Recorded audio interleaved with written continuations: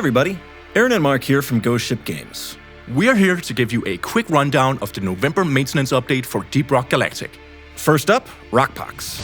You've put up a hell of a fight against the lithophage virus, but we know that not everybody wants to keep up that fight forever. That's why we're giving you the ability to opt out of Rockpox duties if you so choose.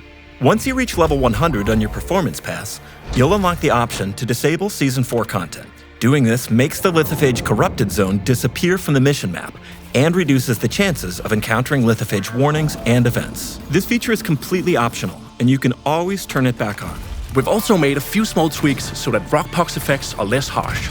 It's now easier to avoid infection buildup and easier to break out of when you're stuck. We also made it so the lithophage corruptor doesn't run away so fast, and it telegraphs its attacks more clearly. Over in wildlife news, we're increasing the cooldown on the Stingtail's signature grab attack, especially after a successful grab, so you won't be getting yoinked all over the place so much. And we want to make the Stingtail a little easier to take down solo, so we're adjusting its health scaling and breakpoints and making it more vulnerable to electric and explosive damage. Next up is the Septic Spreader. We've made it so that the spreader's acid globs are now vulnerable to projectiles in midair. In other words, the globs are now shoot-downable. Finally, dreadnoughts and oppressors can now be properly electrocuted, although they won't get slowed down quite as much as other glyphids. That's it for critters, now onto guns. For starters, we've got some weapon buffs on the way.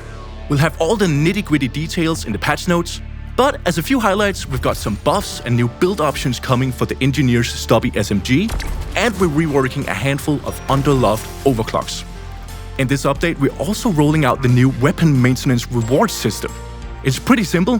Earn enough experience with any gun equipped, and you'll unlock a sweet new paint job for that weapon. We're starting out with 4 new paint jobs to earn for each gun, 1 for each season we've done so far. We'll keep this system for future seasons, and as always, it won't be season locked, so you'll still be able to earn everything at any time, even if you don't manage it before the next season. Alrighty, that's everything major in the November maintenance update. It launches on PC on November 16th and hits consoles 2 weeks later. Rock and stone, miners. Ghost Ship Games out.